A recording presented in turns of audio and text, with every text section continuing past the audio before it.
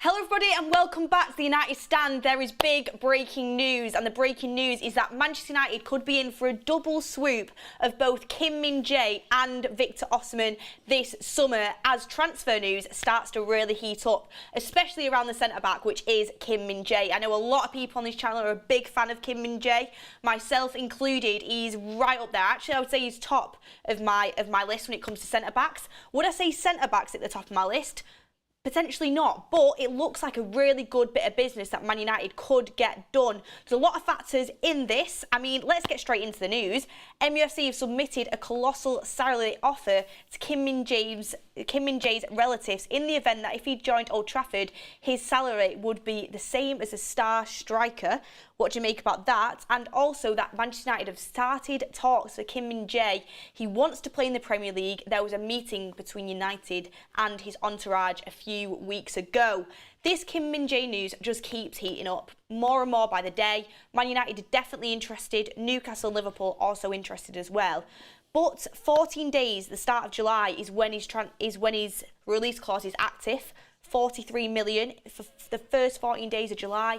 Gets him in for the pre-season, a solid centre-back, right into the squad, a brilliant price as well. For me, it's an absolute no-brainer, but get in the comments what you guys think.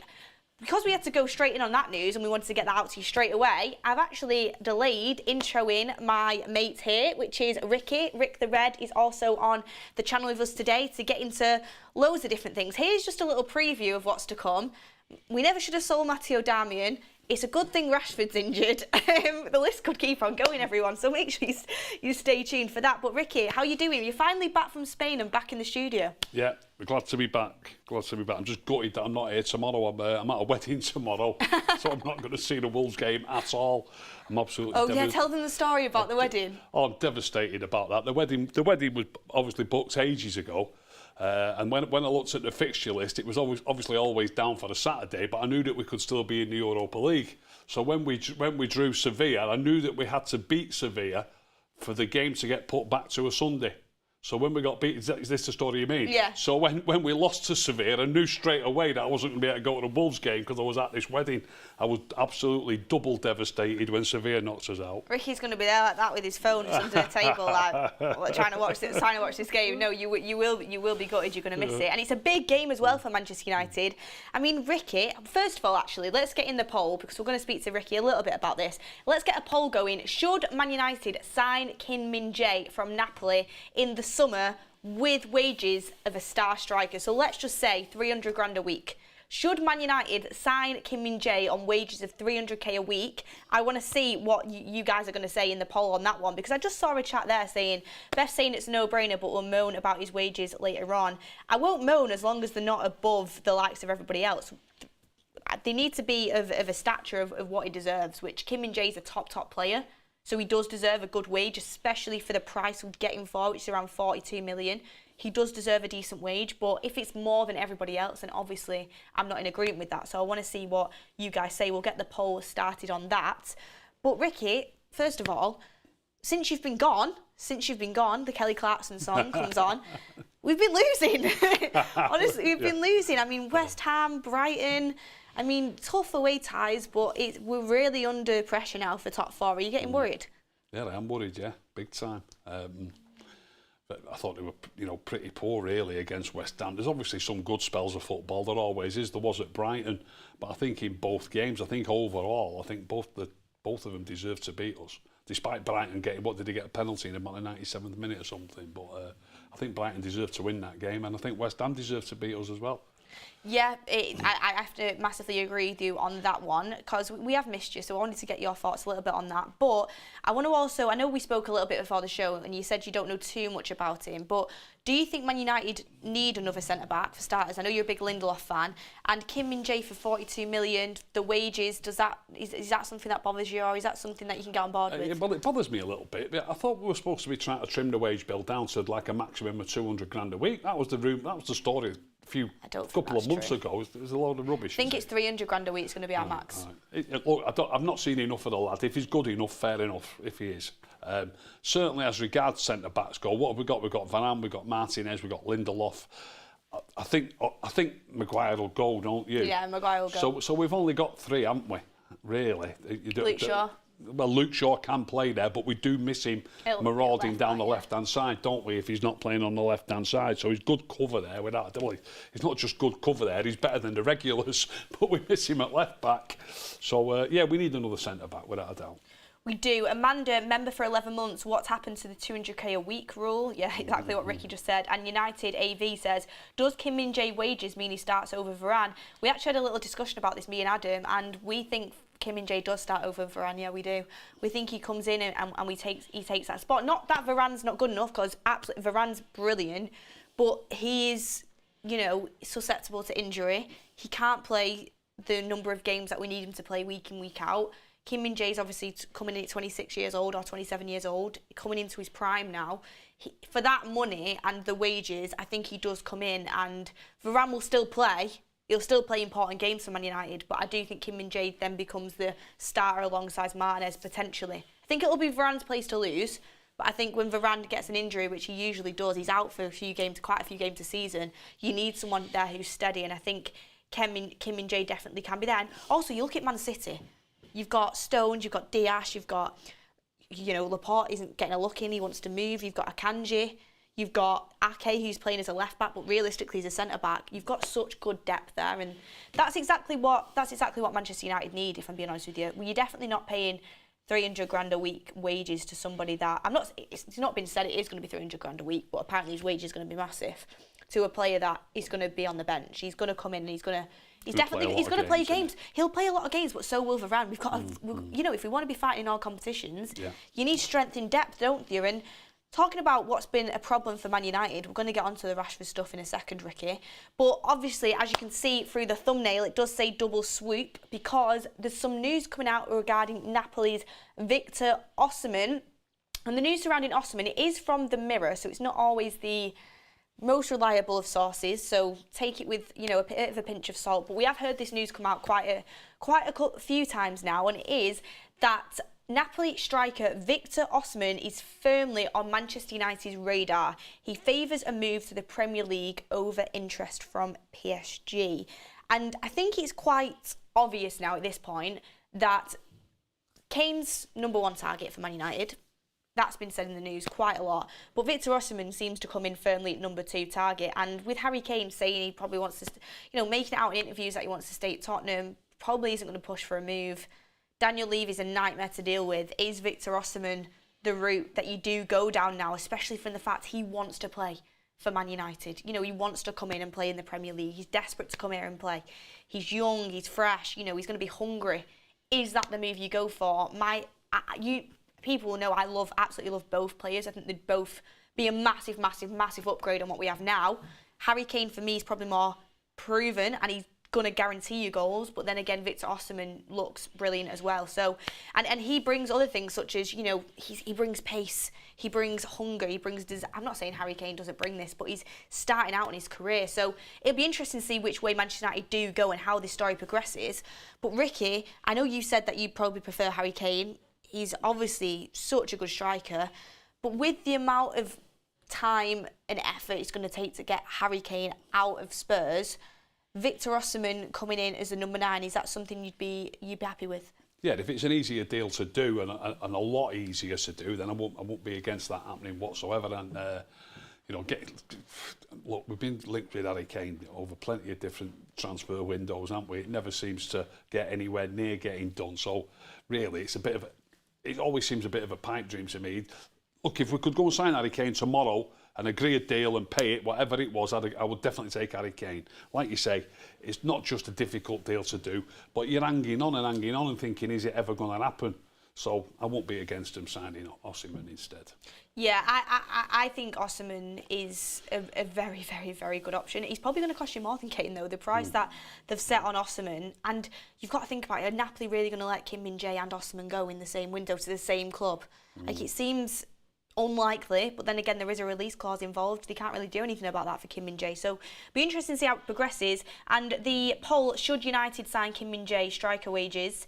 63% say yes and no is 36%. Interesting on that one.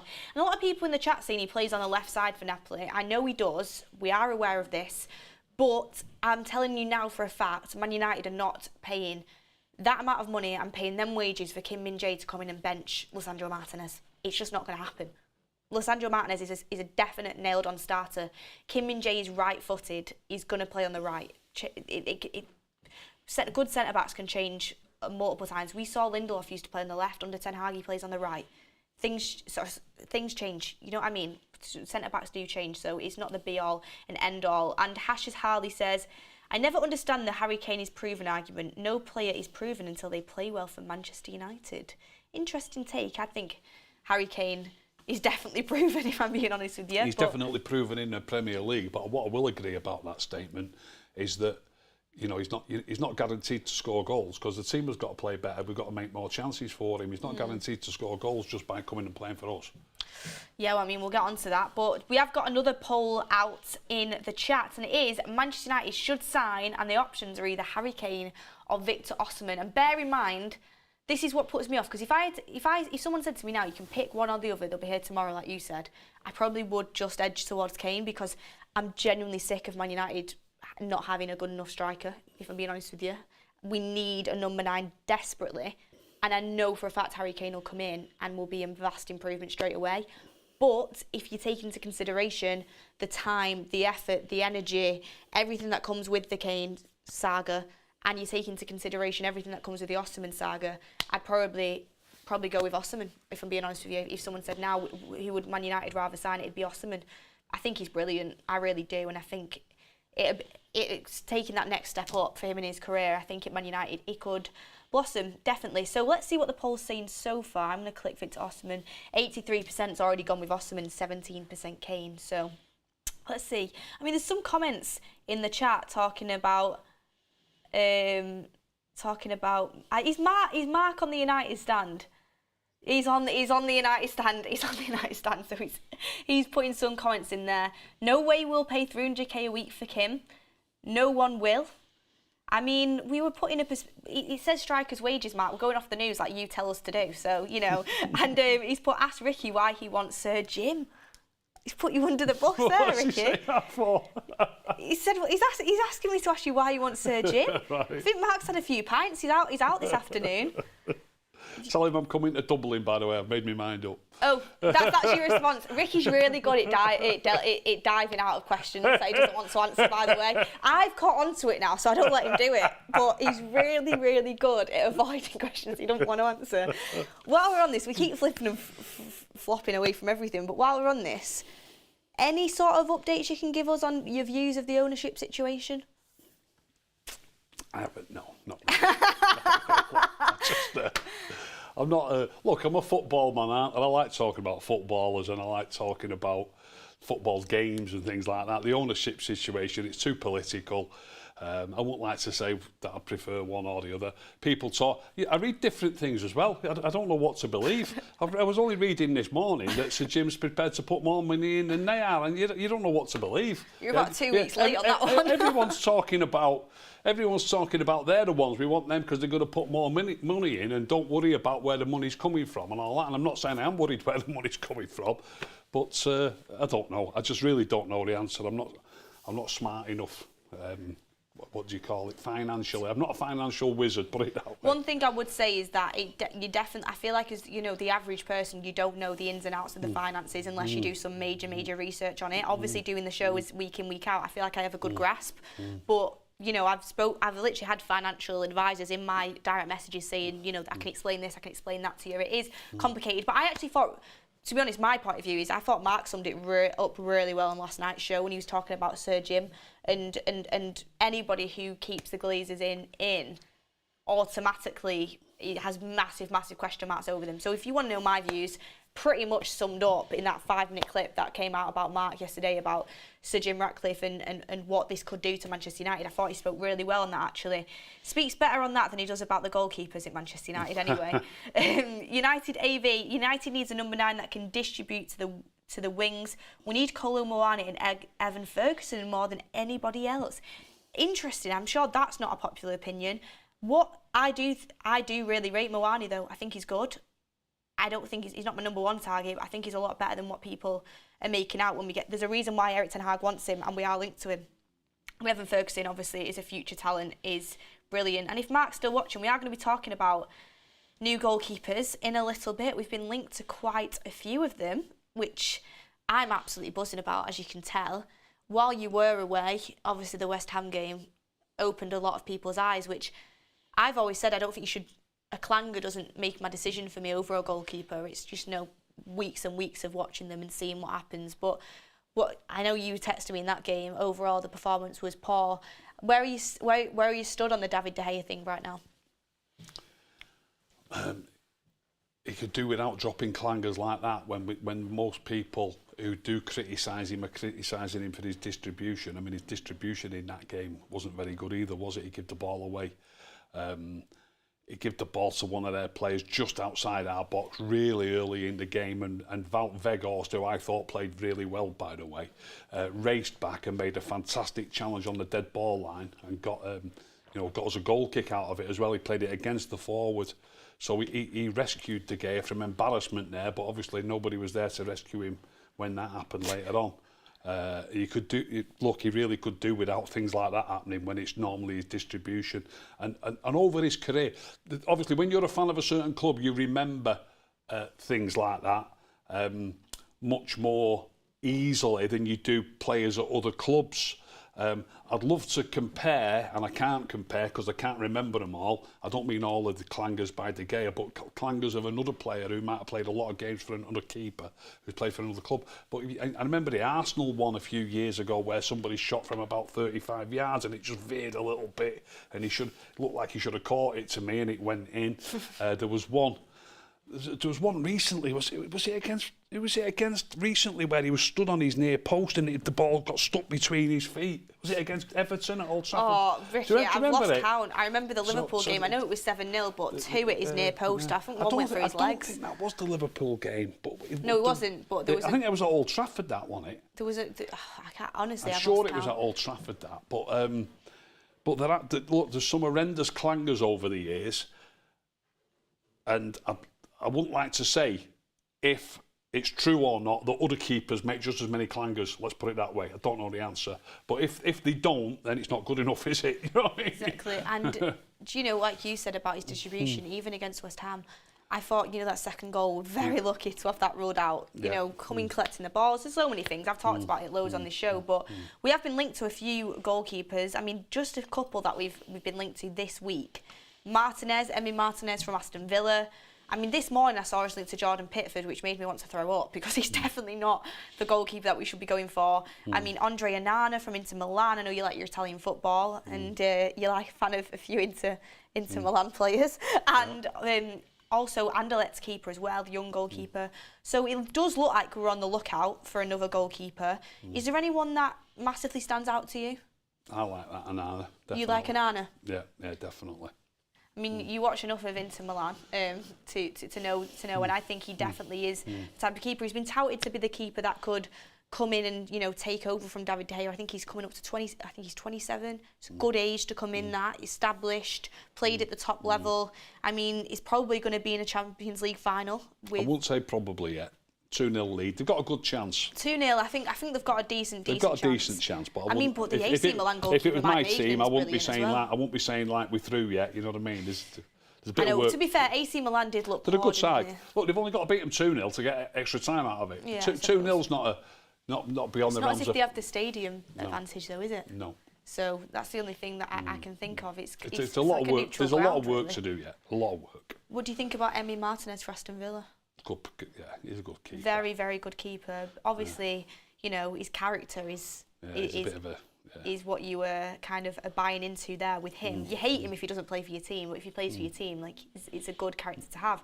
Interesting, definitely. That it does look like we are probably going to be going in for a new keeper, which, I mean, everyone knows I'm buzzing about. I think we need to upgrade that position, and it's about time that we do that. And Jack says, I want Osimhen because he still has a lot of room to improve and we can get a decade out of him, unlike Kane, who may have a few seasons left at the top. And yeah, I think a lot of people think like that, but at the same time, you know, we should be looking for players that can come in now and be brilliant now. Do well now, and do well now. I think Osimhen can do that, by the way, and I think that's a massive bonus for him. But if you get 3 really good years out of Kane, it would work out to be a very good signing, and then you just sign the next best up and coming player at that point down the line. Like, for example, Evan Ferguson might have developed then, and you can go in for that sort of player. So I don't think that really matters to me. I just think Osimhen has a lot of attributes that Kane doesn't as well. He's got pace, and he's got, you know, you can't buy pace. He's a very good player in the box, a lot of touches in the box. He's a good penalty box striker. So for me, both of them are brilliant, but I wouldn't be looking at longevity. We need people that can come in now and be top draw, which I think both of them can. And Andy Panda says, Osimhen 150 mil, Kim Min-jae 50 mil, and that's our summer transfer window over. I mean, I think 150 for Osimhen would just be ridiculous, so I don't think we'll be signing for that. But he is going to be expensive. He definitely is going to be expensive. I mean, we're talking a little bit there about how we've missed you on the show, Ricky. Next thing I kind of wanted to bring in is, you know, I saw your Instagram. We love clips from Ricky back in the day where he's saying something that everyone thinks is mental, and then a couple of years later everyone's like, wow, he was right. But you were saying about us buying Wan-Bissaka and Darmian. Will you just explain to the chat what I'm talking about? I said at the time, and I've said numerous times since, that when we signed Wan-Bissaka for 50 million quid, at the time we still had Ashley Young and we still had Matteo Darmian, and I think I can't really remember for sure, but I think we got literally a couple of million quid for Darmian and not much more for Ashley Young. It was just ridiculous. It is absolute money down the drain. And I said at the time, just keep the players that you've got. I mean, we're talking 3 to 4 years ago now. 3 to 4 years ago, they both, Ashley Young went directly to Inter Milan, Matteo Darmian went to Italy, and it was only because he was in Italy that Inter Milan thought, hang on, what's he doing playing? I forget where he went now, but Inter Milan grabbed him from wherever he went. He won Serie A. A lot of people might go, oh, it's only Serie A. It might only be Serie A, but it's better than the League Cup. Do you know what I mean? So, you know, Ashley Young's won Serie A, Matteo Darmian's won Serie A, Lukaku went there, he was with him when he won Serie A, and now, a year or so later, they're on the verge, like you've just said, they're through more or less, but there's a lot of work to do yet. But they've got a chance. They've got a chance of getting in the Champions League final with Matteo Darmian playing week in, week out. Now, these players, and if I go back to Ashley Young, I know he's 37 now. He was 33 to 34 when we let him go. We could have just kept those 2 players instead of spending 50 million quid. And then you're also hoping that somebody comes through during that period.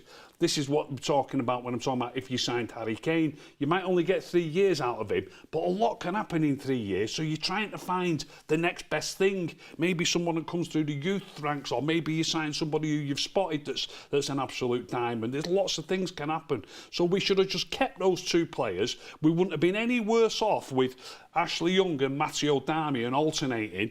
They can both play right back and left back, by the way. Wan-Bissaka's a right back, full stop. Darmian plays centre back as well. Ashley Young can play on the wing or a wing back. There's so much more benefit out of keeping those 2 players. Ole Gunnar Solskjaer, if it was all his decisions, he was an absolute clown. He was a clown. Should have just kept them 2 players. There's no point spending 50 million quid on him. And then during that period, look where we are now. Dalot's come through. So you know, now Ashley Young's 37 now, but still playing well in the Premier League, by the way. He's still playing well in the Premier League. But let's say we would have let him go 2 years later. So if Ashley Young would have been gone 2 years later, we then would have had Darmian and Dalot for the last 2 years. Equally as good, if not better, than what we've got now. And it's cost us 50 million, well, whatever we got back for them. Well, we've also got Luke Shaw. It's cost, well, we already had Luke Shaw. Yeah, we obviously already had Luke Shaw, but I'm comparing the players that we let go to the player that we signed. And it's just 50 million quid down the drain. We haven't had any benefit out of it whatsoever. Yeah, we have made some poor signings, but I've got to say, Rick, Matteo Darmian would not be a better player right now for United than what Wan-Bissaka is. You don't think so? No. It's a different league, and like you said, you know, certain players sometimes don't work out at your team. I remember watching Matteo Darmian for Man United, and he was awful. Well, I watched him for Man United and I liked him. I know you did, but we disagree on a lot of things. That's your opinion. You thought it was awful. We disagree I on a lot liked of him at the time. I said, but you saw the clip. You just mentioned the clip. I loved Ashley Young. I didn't write it down. I said that on that clip because of what I thought of him at that moment. I haven't just made it up now. Do you know what I mean? So I thought he was good when he was playing for us. He's such a steady player who stays on, as I've said in there, stays on his feet, makes people go where he wants them to go. His first touch is good, his passing is good. Beth, he's a good player.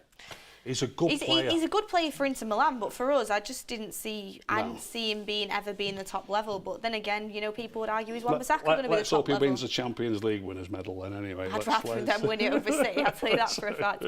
Rudolph the Red says, "How does a keeper solve our problems if we're not able to score against West Ham?"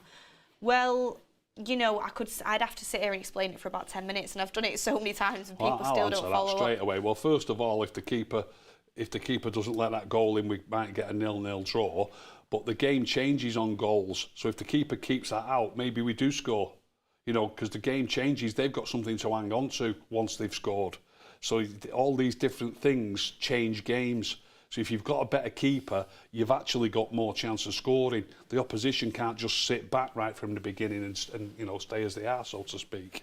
Yeah, and also plus build up play up the pitch with De Gea. We just have to hoof it out, not being able to pass out, constantly putting us under pressure. There's so many things that if I've said it so many times, but anybody who watches football and understands the way that play progresses up the pitch, knows it all starts at the back. That's Darmian passes it beautifully.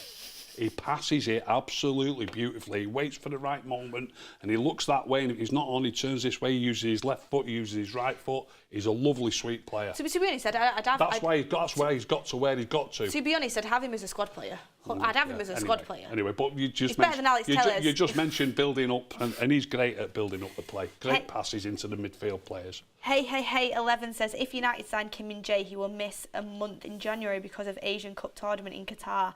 Korea is expected to go to the finals of the Asian Cup. Well, we have Varane then. We have squad depth. I think a month shouldn't put us off signing a top draw player that suits his team. And Cooler Dre says, Beth, I would appreciate Ricky's opinion on Dwight Yorke's comparison between Ollie and Erik ten Hag. Your thoughts? Dwight Yorke's comparison? I'll ask Ricky about this because I saw this before. I thought he was going to ask me about Dwight Yorke. Dwight Yorke's one of the best players I've ever seen in my life, but go on, carry on. He's a brilliant player. Obviously, I was quite young back then, but we move on. But Dwight Yorke basically said that Ten Hag needs to be called out because he's lost more games than what Ole Gunnar Solskjaer lost in his first proper season or something like that, and that it's not good enough, basically. Thoughts? I read a stat that he had 2 full seasons in charge, Solskjaer, and in the 2 full seasons, let me try and get this right now. I think it said that he lost 12 games in one season. I think. No, that was last season. In his he only played half a season last season. In his 2 full seasons, I think we only lost something like 7 games and 6 games, or 8 games and 6 games, and we've lost 9 games, haven't we? That brings me to something else I won't bring up, by the way. We've lost 9 games, so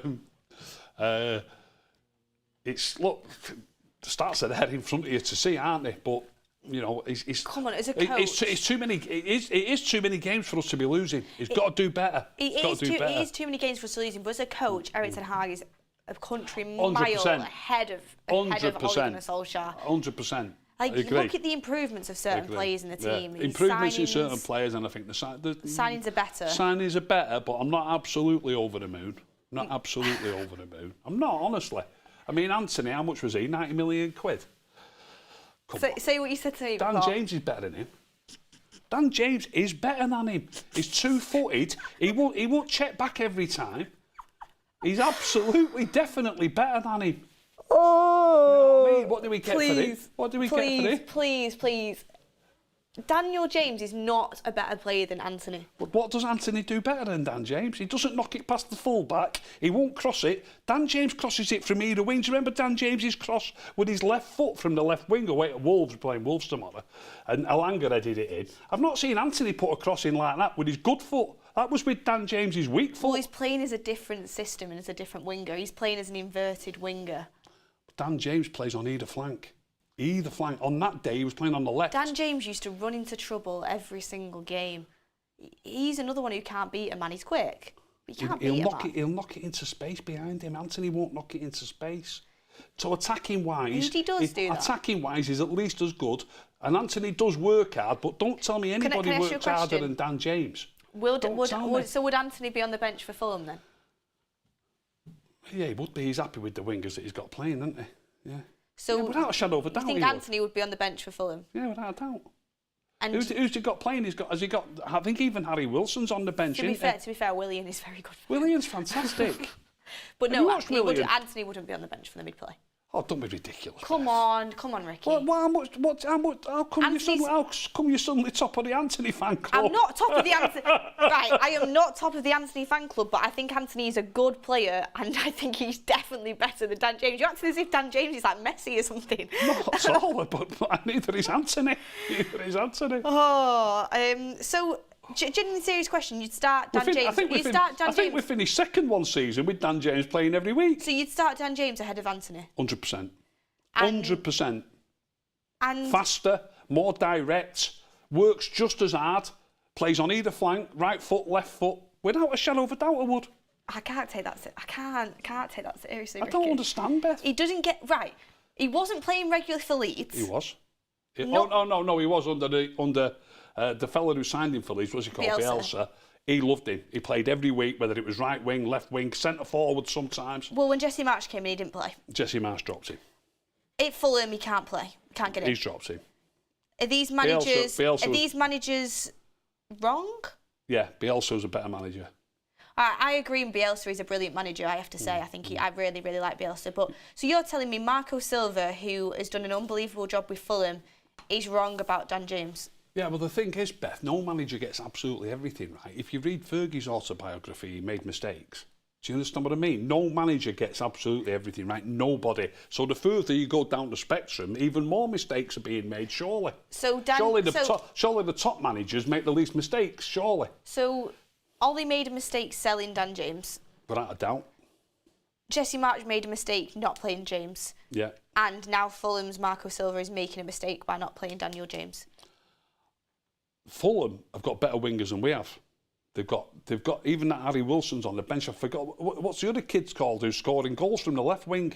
Solomon. Solomon's very good. You know what I mean? It's a difficult team to get into. But Anthony won't get into that team either. Come on, our forwards are better than Fulham's forwards, Ricky. Well, they've scored more goals than we have by some distance. Have a look at the table. I know, but when push comes to shove... That's Ryan to check it now. They've scored a lot more goals than we have. If push comes to shove, would I rather have Willian and Solomon or Anthony and Rashford? I'd rather have Anthony and Rashford. Well, you're barming in love. You're absolutely round the twist. You're round the twist. I really rated it. Right, if it was Willian, prime Willian, obviously it'd be Willian. I think William's fantastic. And he's having a great season. And I think Solomon is... William, for his age, is doing brilliant. I think Solomon's a very good player. But it ends there. Like, you know, come on now. Well... What? Blake's just super chatting saying Ricky, he's on drugs. He's not, everyone. Well, I don't get it. Who scored the most goals? You know, most people often go off the stats and just say, look how many goals he scored. Well, have a look how many goals Fulham have scored compared to us. Go on, bring it up, have a look. Have a look. I'm never going to win this battle. Can someone actually have a look at this for us? They will have scored more than us, probably, yeah, but... You know, it's a different team to playing. Everyone ups the game against United. United are playing in all competitions. Fulham playing one game a week. Let's get some bloody perspective here. Let's get some perspective. United are playing in Europa, League Cup, Carabao Cup, League. Every game they play is like a cup final for every other team. When we played Fulham here in the Cup, they absolutely played us off the park until we got a breakaway and got a penalty that entailed somebody getting sent off, which entailed another argument, and Mitrovic got sent off. If just one single thing in a game, if it would have hit that player on his body instead of on his arm, we probably would have lost that game. Fulham absolutely played us off the park. I agree with you. Mitrovic is definitely better. Their players are better than our players. Mitrovic is definitely better number 9 than Martial. You agree? Yeah, he probably is. Is a number 9. Yeah, he's fantastic in the air, Mitrovic. He's great body strength. He holds it great, brings people into the game. And don't even get me started on Weghorst. Weghorst couldn't even tie one of Mitrovic's shoelaces. I admit certain things like that I can say. It's not just down to him. He was a big part of it. Fulham definitely have a better number 9 than us, but I can't sit here and say Solomon's better than Rashford. And I can't sit here and There's not many players in the league who aren't better than Rashford. He might be missing tomorrow, mightn't he? Yeah, we're going to get on to that. What a touch that is. We're going to get on to that in a sec. What a touch. J. Martin, member for 18 months. Correct, Ricky. What do our forwards give? They are greedy and don't play for it as a team. Then we have Ash Han saying, time for Ricky to go back. Oh, don't be nasty. Don't be nasty. And Keil Robinson says, Ricky is right. Ricky is right. So, some people do agree with you. And can I just say, by no means am I saying our forwards have been prolific this season, because they've not. But so you're telling me how many goals? Right, let's put it this way: you're asking how many goals we've scored compared to Fulham. How many goals has Solomon scored compared to Rashford this season? I'd like that number, because I can guarantee you Rashford absolutely thrashes him. So there's different stats you can twist to make in different ways. You can twist him, yeah. And I'm not going to sit here and say Solomon is nowhere near as good of a. Well, I wouldn't say nowhere near, but Solomon is not as good as a player as Rashford. Rashford's a better player. You can ask any team. He must be shocking, that Solomon. He must be absolutely shocking. You can ask any manager. I've spoke to 3 opposition fans, by the way, on the last 3 games we've had. Just 3. Yeah, 3 opposition fans. And I spoke to 3 opposition fans because we've started doing, a fan view before the games. I've asked them each and every one of them the same question. What player from United would you have if you could take one? Can you believe what every single one of them said? 90% of fans would, Beth. They said Rashford. 90% of fans would. I agree, he's not played well recently. 90% of fans don't understand. They don't understand. So do I not understand? I'm not saying you don't understand. You are. 90% of fans don't understand. Cool. He's not very good. He keeps dribbling it into people and losing it. And That's what Dan James did. He keeps miscontrolling That's what Dan James did. Dan James is better. Oh, my. So you think Dan James is better than Rashford? Well, that should have doubt. You've got more chance of winning games with him working on the wing for you. We've got more chance of winning games if you've got proper hard-working players who get behind the ball proper. We beat City loads of times with Dan James playing, haven't we? Check that for us, Ryan, if you can. We beat City loads of times in the back. with Dan James playing. So you think that, for example, Barcelona, Real Madrid, top teams in the world, if they got offered to have either Rashford or Dan James, they're better off going with Dan James? They probably haven't even heard of Dan James. Do you reckon they're better off going with Dan James? That's their tough luck. That's their tough luck. Oh God! It's their tough luck. Oh my God! I get what you mean about Rashford in our team, but to say Dan James is better than him is criminal to football. It is. Do you think so, love? Yeah, it is. It really is. Cool Dre says, Ricky, bet you can compare our competitive squad with the number of games played this season. We lack depth, quality. I would like to know your thoughts on how this affects performance. Michael Neil says, Rashford offers nothing when not scoring. So greedy, we lose many opportunities, and that's why we don't score enough. I agree Rashford's been too greedy recently, but he also creates good opportunities, and when he's on form, he's brilliant. He's not been good recently. He might create opportunities for himself, Beth. He don't create opportunities for anybody else, or very rarely. He does. I think... Very rarely. How many assists is Rashford on? I need to He's got a few this season, 6 or 7, I think. I need to... 5 or 6. I need to look over some of these stats. But he doesn't create a lot of chances. But anyway, now we're God, I can't get over that Dan James take.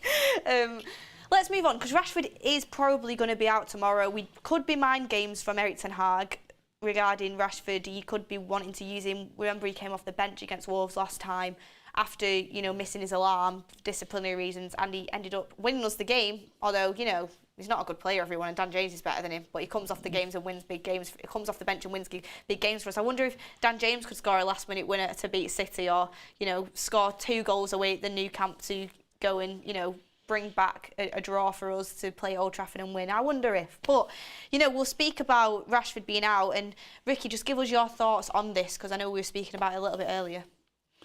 Well, I thought Sancho played really well against Aston Villa. I think Aston Villa was his last start, wasn't it? Or no, we played Villa, then Spurs. Yeah, Villa then Spurs, but then he's been left out of the team the last 2 games, and I thought he was playing perfectly fine, Sancho. I would like to see Sancho play. I'm hoping Martial's fit to start. And if we've got Martial playing at number 9 and Sancho playing wide on the left, I don't think we'll miss Rashford, not one little bit. So this season, Rashford has 11 assists. 11 assists. Is that just in the league? No, that's in all competitions. Right. But 11 assists in all competitions, for someone who doesn't create any chances for anyone but himself, isn't too bad, is it, Rick? It's very good, actually. It is good, isn't it? It's very good. So, you know, I think this is an often misconception about Rashford. He does take on shots a lot, and I agree. Where did you get your stats from? No, these are proper stats. These are proper stats. I agree. Rashford sometimes is selfish and too selfish, and he should pass it and not go on and shoot. But you can't blame someone when he is a lot of the time the only goal outlet, and people misconstrue it a lot. He does set up some good chances, and he's done it for quite a while now, and people don't see it sometimes. I remember that cross he put into to Cavani when we won 3-2 against Southampton that time. Do you remember that? When we come back from 2 goals down against Southampton? Yeah. Rashford put a brilliant cross into Cavani's diving header. Yes, yeah, I remember he it. does yeah, these from things. Inside right position, Yeah. and he curled it round him, yeah. It was a great ball. He does do these things sometimes. He needs to do it more, and that's what Ten Hag needs to get onto him about, because he is too selfish sometimes. But to say there's some massive misconceptions around him. It's not just the... first of all, when it comes to stats like that, I prefer looking at stats in the league. I really do. Okay, well, in the league, he's got 5 assists. You probably find it's 5, yeah, 5. In the cups, it's just too difficult to compare to other players. You might play more cup ties than other teams play. You might, as we all know, we've played a lot of games, so that gives you more chance to have more assists than other clubs. And also, you might play a lot of substandard teams in the cups, certainly in the Europa League and the League Cup, in the FA Cup if you're lucky as well. So usually it's better to just go off league stats. I definitely think that's the case. So league stats, although 11 assists in the league sounds pretty good, it is, in the season sounds pretty good, and it is pretty good. I think 5 in the league is just about acceptable for a winger. Do you want to know how many Dan James has got? Oh, he's not playing, is he? He's not playing. He's got 2 assists in the Prem. Right, I bet it's more per minute than Rashford. I bet it's more per minute. He doesn't play hardly. That might be quite a lot too for the amount of minutes he's played. He's played 23 games this season and got 2 assists. Yeah, but there'll be sub appearances. There'll be 10 minutes here and 5 minutes there. Anyway, let's read a couple more super chats coming in. Thank you everyone for getting your super chats in. We really, really do appreciate it. And been a funny show so far. There's more to get into as well. Tino Tender David says, Ricky, since we beat Man City with Dan James, was he better than the City players then? On that day he was, yeah. On that day he certainly was. Ooh, he was better than the City players. On that day when we beat them. Yeah, on that, him and Martial together terrorised him. Absolutely terrorised him. Red Adair, we're going to get on to Martial. Faz has got a lot of harsh words he wants me to bring to you about him. Red Adair says, Beth, it's Chris. I asked to see Ben Foster at the Manx show. Sent Mark an email. Can you find out if he got back to it, please? And replied back, yes, I'll definitely chase that up for you after the show. Thank you for putting your chat in. And United Standards put in, I think we accidentally put vodka in Ricky's glass instead of water. Honestly, guys, you should see him after a couple. It'd make absolute prime time viewing, but it's not allowed to happen. We're going for a drink actually after this, but let's get into the... Yeah, so Rashford, you did say that Ten Hag might want to drop him. Do you think that could be? It won't surprise me if it goes on in football that when you've got a star player who you want to leave out on the bench and you don't want all the... imagine the explosion from the press and imagine the questions, why isn't he playing? It must happen that they sometimes say, look, we're going to leave you out this week, but we're going to say to the press that you've got this or you've got that or you've got the other. Now, I'm not saying that is the case in this case, but I'd put my life on it that it's happened in football. It had definitely happened. So whether it's happening on this occasion, I don't know. But I don't think he was, he's been playing every game. I think you said... I think he's been carrying an injury, He's been carrying an injury, but we don't even sub him, do we? No. We don't even sub him. Come on. It's because he's so important, though. to Erik ten Hag. It's getting like It's getting a bit ridiculous, Bev. You're saying 1 minute that he's been injured since we played at Wembley, and then I pointed out that he started every game since then, or every game since he came back. But then he's supposed to be injured. Probably because he's saying he can play through the pain. Like Bruno's been playing, but he's injured. I'm just not wearing it. But not wearing it. A manager has got to at least give him a little bit of a breather if he's carrying an injury. Under Ollie when he was and when so I say important. a little bit of a breather, I just mean sub him. You don't even sub him. I think he has been carrying an injury. I remember watching him at Wembley and he was barely even running. And he's not been the same Rashford in terms of work rate that we saw earlier on in the season. I do think... So you're saying he's important, I and think now you're saying that he's not playing well? No, I think Ten Hag should sub him if he's injured. You don't get the best Marcus Rashford. So he's injured, he's not playing well, he's not working hard enough. These are all things that you've said, and yet he's still important to the team. He is important to the team, but recently, even I said to you before, and I'm not afraid to say this on camera, on Twitter, a lot of people were saying, our season's over, we're not going to get top 4 because Rashford's injured. I don't believe that at all. I think we can still score goals without Rashford, and if he's not playing well, he shouldn't be avoided having to be dropped. I think bringing him off the bench against Wolves would be great. You know, I think give Sancho an opportunity, potentially even Garnacho, because, you know, we know how good he can be. Rashford off the bench is a scary prospect for any defender, and he's worked for us in the past. I think it could be a good tactic in winning the game, bringing Rashford off the bench against tired legs. I think it could definitely work, and I think, you know, no one's above being dropped, and I think Rashford hasn't been good. Quite a few players haven't been good, though. You know, to put it into a bit of perspective, we've not really been giving, like you said, we've not been giving the strikers much opportunity at all. Rashford hasn't had much chance since we've been playing hoof long ball from, I'm not just blaming De Gea, but since we've been playing that way, since De Gea made them howlers out from the back, we haven't been able to keep possession, and we've been struggling to hold the ball and create chances. It all comes from the back, as I keep on saying, but people don't want to listen to me. David says, I can't blame the wingers. If we would have Haaland, they would have 20 assists. Also, stop comparing COVID season to any other. Yeah, I agree. The COVID season comparing to others is frustrating. It's always going to be there on the record. But yeah, it is. It's always going to be there. It is, but it's just not the same. Ray Symes, thank you for being a member for 24 months. Appreciate that. And Fuzzy has put a super chat in. Thank you for that. Have I got everything going? And yes, so let's continue on. 1 second, I can't quite hear you. Let me turn you up. We've got another super chat in that I missed. Zeno. Oh yes, Zeno Madden says mostly made wrong decisions and finishing was poor. And our finishing has been poor. I have to agree, but we've not been creating much chances at all. And it starts with the way we've been playing and the way we've been giving the ball away. Not just De Gea. Like in midfield, Casemiro's been sloppy, Eriksen's been sloppy, Bruno's been sloppy. The whole team's been sloppy and disjointed. We've got another super chat in from Adoke Ademola saying Beth is sensational for being able to have this debate. EQ is 100. Thank you. And Keel Robson TV says Garnacho, Weghorst, Palestri. That's an interesting front three that you want to go with. And the fuzzy one says, can Ricky be my lawyer, please? You'd just give up and be like, yep, he wins. It's fine. You'd just give up, wouldn't you? It's definitely in another life, Ricky. That was your profession. Mick says, Rashi played with a broken back. Can't question his commitment. Please take Ricky. Guys, come on, guys. Come on. You can disagree with someone and not mention age. It's not very nice.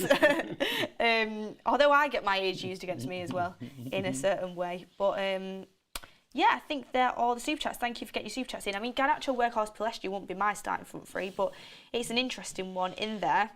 He'd get more chances, Weghorst, with Palestri and Garnacho on the wings. Yeah, he probably would, but he wouldn't score still. I tell you that, he wouldn't score still. He's horrendous. He should not be starting games for Man United. But while we get a poll going, let's get a poll going. Who should start left wing for Man United when Rashford's injured at the weekend? Should it be Sancho or Garnacho? I'd like to see what the replies are on that, because I'd be tempted to go Garnacho, if I'm being honest with you. Sancho, actually no, I'd probably go with Sancho and bring Garnacho off the bench, but I'm excited to see Garnacho back. Because Sancho can hold, you know, the first half, 60 minutes, but Garnacho on, bit of energy inserted into the team. But yeah, so that's what I'd go with. Let's see what you guys would go for. And Ricky agrees with me on there, don't you? Yeah, I'd go with that, definitely. I wouldn't Yes, necessarily bring him on. Sancho. Hopefully it's going well enough that we don't need to bring him on, but I definitely agree with starting Sancho, and I definitely agree that Garnacho's a positive player to be able to bring off the bench. Well, one thing I wanted to ask you is, Faz wanted me to speak to you about Martial's performances. He says they've been garbage. Can I say something before you start on this? That I just wanted to. I had this in my mind before I came today, and I'll forget again if I don't mention it. So don't forget the Martial thing. I won't. I didn't watch City and Real Madrid on Wednesday night. Was it Tuesday night? Is it about subs? I didn't even watch it. Yeah. I was just about to say that was my point after Martial. They didn't make us up. Can I tell you the story for 2 minutes about when I was running a Sunday League team? Go on. I used to talk about Sunday League on my own shows, and people used to lap it up. So I was running a team years and years ago, and we used to play 4-4-2, and we had 3 strikers: Johnny Willocks, Brian Taylor, Mark Fernley. Mark Fernley was the top goal scorer, great finisher, 2-footed, could score with his head. Johnny Willocks was dead tricky, could beat a man, he could score a goal, but he was really a tricky player. And then Brian Taylor, who was my favourite, was hard-working, could hold the ball up, could bring people into play. Proper number 9, obviously could score a goal, but he wasn't the top scorer. So we had quite a lot of fans used to come and watch us. They all liked Mark Fernley, they all liked Johnny Willocks, and my favourite was the least favourite. I used to play him, I was the manager, I used to play him every week with one of the other 2. So we're losing a game 1-0 at half-time. As soon as the second half starts, I've got Brian Taylor, who's the holder of the ball, up front with Mark Fernley. And everybody on the line saying, get Willocks on, get Willocks on, get Will, and they're down me. And we're playing well. And I'm thinking, we are going to get this equaliser. I can see it coming. And I gave in with about 15 minutes to go. I only made one sub. I wanted to keep it as it was. I made one sub, and it was the one sub that they were all asking for. But they all went crazy. They went raving mad. I said, John, you're on. I went, Mark. So they all thought I was going to take Brian off. But I took Mark off, who was the top scorer. And then somebody else scored, and we drew 1-1. I thought we was going to do it. I felt we were going to do it, whether I made a sub or not. But I brought the player on who they all wanted on, but I brought the player off who they all wanted to keep on. But the player who links the play up, who works hard, he's the vital ingredient. He's got to play. My point isn't about that, though. So then, I've not watched City Real Madrid the other night, but then I've looked at it the next day, and I've noticed they hadn't made a sub. Now then, they've not made a sub, and they didn't score till the 67th minute, 23 minutes to go. If we were 1-0 down at half-time, how many subs do you think we would have made? By the time there's 23 minutes to go, we probably made 3 subs or 4 subs. He's got no patience. Sometimes, like I said, when I was running a team, and like he did the other night, some people might go, yeah, but he's got such a great team, he knows they're going to score. I was only running a Sunday League team. You know what I mean? Every manager of every team should have an idea in his mind that this team can play how I want them to play and can get the goal that we need without, this is my team, if you like. I don't need to change it. Sometimes that's got to happen. And that's what he did the other night. I'd like to see us be in that situation where the manager's got the, what do they call it? The confidence in his, it's not the right phrase, that confidence in his own convictions, whatever that phrase is, to keep it as it is. So fans all go, oh, get him on, get him on, get him on. Sometimes the manager might go, and Pep did it the other night, this is my team, this is good enough, this is going to get the goal that we need. And I can't wait for us to be in a situation where our manager keeps it as it is on the odd occasion. Not saying every time. On the odd occasion, he just goes, this is going fine, and we'll just keep it as it is. You don't need to make loads of subs. Well, I've heard a lot of Ajax fans, to be fair, they did say that Ten Hag does overthink his subs sometimes, and I think that has started to definitely happen. I mean, he's made some brilliant ones in the early course of the season. There was a period where he was getting them spot on, but recently I have not been in agreement with a lot of the subs, and I do think sometimes people bring tiredness into situations. Pep Guardiola, you know, he's fighting for a treble, and he doesn't make subs that often. Fighting for the treble. He only makes subs when he has to. They're still in the Champions League. They're still in the FA Cup. They got to the quarter-final of the League Cup. Everybody keeps talking about how many games we're going to play. They ain't going to be far behind us, are they? It's a really important game. They're going to be 2 games behind us or something, or 3 at the most. I have noticed with Pep, he does make subs, he does, but in really important games he does hold. I've noticed that. He doesn't, like, in that, the commentators are like, he's not made a sub yet, Pep Guardiola. He's happened a couple of occasions now where he's done that. It's interesting, to say the least. And Tala, member for 2 months, love to see the dream due in the studio. Haha, come on United. Thank you for that, really appreciate it. And yeah, people loving Don Ricky's Sunday League stories. They call him Ricky Guardiola.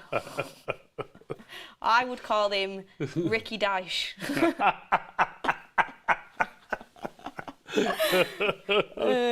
Yeah, I would call him Ricky Dash, but you know. Oh, Ricky.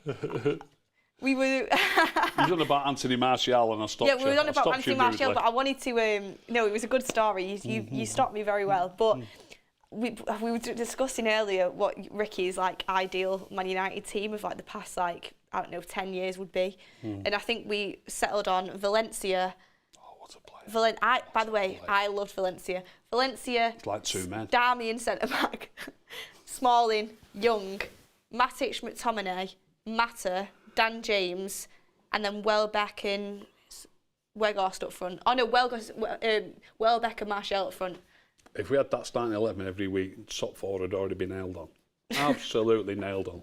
But did you say at centre backs? I think you missed Daley Blind out, didn't you? Oh, I missed Daley Blind because we were trying to fit Darmian in somewhere, and we knew that he'd have to have Valencia and Young. Yeah. So would you go Blind instead of Darmian as centre back? As a centre back, yeah. Yeah. Because I still do like a right foot, left foot as well, and I prefer Smalling. Smalling and Blind together were fantastic.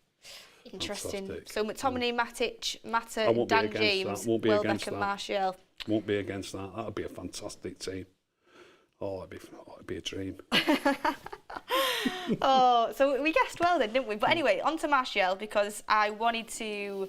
This has been a cracking show, an absolutely cracking show. But I wanted to move on to Martial, and we're speaking about, because Faz was telling me, he's being rubbish, he needs to step up. I have to admit, Martial hasn't been very good the last few games. But again, talk about the lack of service. The one thing, what's been bugging me though, is obviously because he's so injury prone, he's been ducking out of 50-50s. And that cross that Bruno put in off the corner in the last minute against West Ham was brilliant. And Martial got a slight header to it, but he should have been on target that.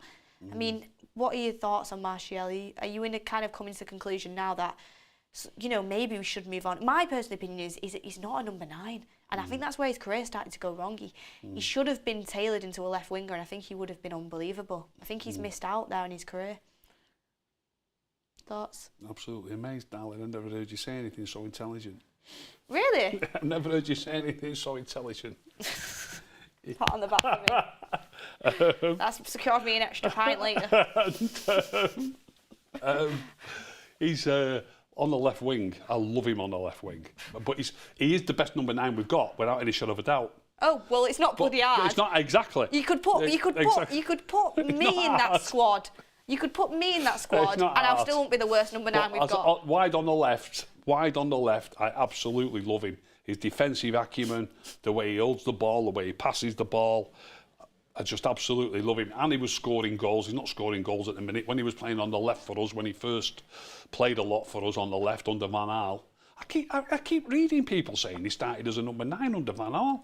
Not for me, he didn't. I thought he played on the left wing. I can't actually believe that someone out there told him he was good enough to.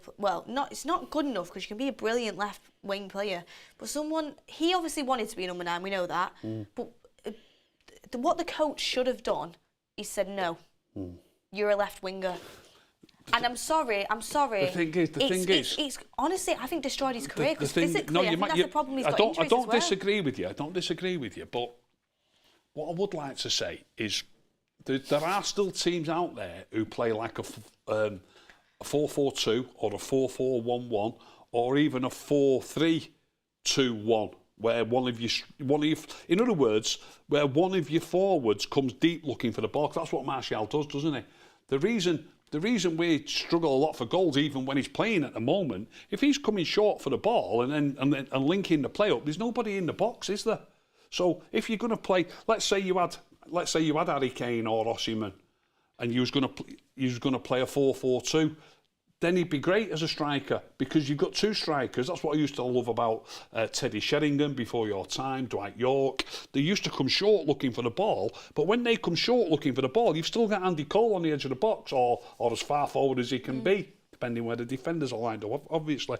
So you play 4-4-2, you can afford one of your strikers to come looking for the ball short, looking to link the play up. But having one player who does that and then there's nobody left in the box, it's hard work, isn't it? Will you name me any top team in Europe that plays a 4-4-2? No, I can't off the top of my head. I can't. But but a lot of teams play with better wingers I mean, Liverpool. I think Liverpool won the league with Firmino playing that role, didn't he? He plays in a similar manner to Martial, coming short, looking for the ball, and then getting into the box. But then again, at the time, he's got Salah and Mane. So if Salah and Mane were playing with Martial, I think you'd be seeing a different Anthony Martial. Oh yeah, completely. I agree with that side. That our wingers haven't been good enough, and I do think when Martial's on form, he's very, very good. But at the same time, I just think it actually does make me sad because I loved Martial when he first came in. I still rate him highly, but I remember him coming on against Liverpool, running, did skirtle for, he just brilliant. And I honestly think, he had a Ballon d'Or clause in his contract. I honestly thought his feet were so tricky, basically glued to his feet. He was brilliant. And whoever told him that number 9 was his position, I mean, he bulked up to do it, and I think that's not helped injury-wise. It just hasn't worked. He's a decent 9, like you said, is like that kind of Bobby Firmino type false 9-ish. He's decent at that role, but what he could have been as a left winger is, I think it's really kind of sad that it ended up happening, but that's what it is now. So, it is what it is, and people saying it was Solskjaer that did that. Do you know, honestly, maybe because I think sometimes obviously only one player can play left wing, and Rashford's golden. Mourinho didn't play him often enough. He was playing on the left. I don't know where Rashford was at the time. I think he might have played at 9 a few times, but Martial was holding that position when Mourinho was in charge, and Mourinho went and signed Alexis Sanchez and shifted Martial to the right wing. He lasted 2 games on the right wing, then he was out of the team. Look how well that went for us. Martial was on fire when we signed Sanchez. What was all that about? Yeah, I think it's just been multiple bad decisions by different managers with Martial, and obviously injuries has just been a problem, and he's just not good enough to be United's number 9 moving forward. He's not. You love him, but even we probably need more of a goal scorer at number 9. I would agree with you, but I wouldn't mind seeing us play with 2 better wingers playing with him and see how it went. I mean, you don't come across Mane and Salah every day, do you? No, you don't. It's tough. Cliffy Compare says... Mane and Salah to Anthony and Rashford. Well, obviously Mane and Salah are miles better. There's a lot of wing partnerships that are better. Martinelli and Saka are better. And they're scoring goals as well with a player who's linking the play up. Anyway. Yeah, I know. Jesus, I still think Arsenal could do with another 9, if I'm being honest with you. I love Jesus, but I think they could do with another 9. But Cliffy says, news coming out saying that Ratcliffe is smokescreen for Qatar. I hope so, personally. Everybody knows I prefer to have Qatar, obviously, over the Glazers still in power. They're the only option that is full ownership on this. But, as I've just checked, the hour's up, Ricky. It's been such a good show, and it's great to have you back in the studio after being away for so long. I bet you've been just buzzing to come back, haven't you? I've been really looking forward to come back. I've missed it, but had a great time while I was away. Yeah, obviously. Yeah. Yeah, well, you're on your holidays all the time. And, sorry, quick little super chat in before we wrap it up. We've got 2 in here from Billy Welch. Let's not get hung up on the formation. Let's keep possession, give and go, send crosses in, get to the byline. Why do we do none of them things? Like I used to stress to my Sunday league team. Ricky, where's your other... How have you been typing this into the chat? I'm convinced that's you on some other kind of account there. But yeah, no, there is certain things we do have to do, and there's a lot we actually do agree on, despite the stuff that we've kind of disagreed on today. There is a lot we do agree on. We need to put more crosses in. I agree with that. We need to play give and go football. I agree with that. But certain things is we do massively differ on, but it makes a good show. And you decide in the comments who you agree with. I mean, there's people on each side of the fence, but that is an hour, and it's literally flown by. Me and Ricky are now off for a drink. We're meeting another Man United fan, so that should be good. And thank you everyone for getting in the chat and getting involved. Thank you to all the super chats. We really appreciate it. Lastly, before we go, we've got a little bit of breaking news on the tour. Oh, go on. The summer tour. Man United will face Real Madrid in Houston, Texas on the 26th of July. Some breaking news on the tour. 26th of July, Houston, Texas. Man United versus Real Madrid in Texas. I mean, Ricky loves America. Absolutely loves it. Will you be there? I know you're going Vegas, aren't you? Yeah. You going Vegas? Yeah. You going New York? Yeah. And will you be in Houston? I'm just trying to work the dates out when that falls. I think that falls between those 2 games. It might do. I think it falls between those 2 games. 25th is San Diego. Right. But that's under 23s. Right. Okay. I Yeah, didn't think that'd so happen. the under 23s are playing Wrexham in San Diego. Staggered. Right. And then the first team are playing Real Madrid in Texas. What day of the after. week is that, the 26th? Is it Thursday? Is it the 26th? We should probably have this discussion off air. When's the 26th? We'll figure it out after the show. You can all go and figure that out. But thank you, everyone, for getting involved. Great show with Ricky. And finally, before you go, lastly, score prediction for tomorrow. 2-1 United. Oh my gosh, you've done the same score prediction, Ricky. That's what I went with as well. 2-1 United, positive score prediction. Thank you, everyone. Enjoy the rest of your Friday. We'll see you tomorrow with loads of match day content. The forum will be back and loads of other things. Also, we have Mark's 8 PM show coming up for you. So thank you, everyone. We'll see you on the next one.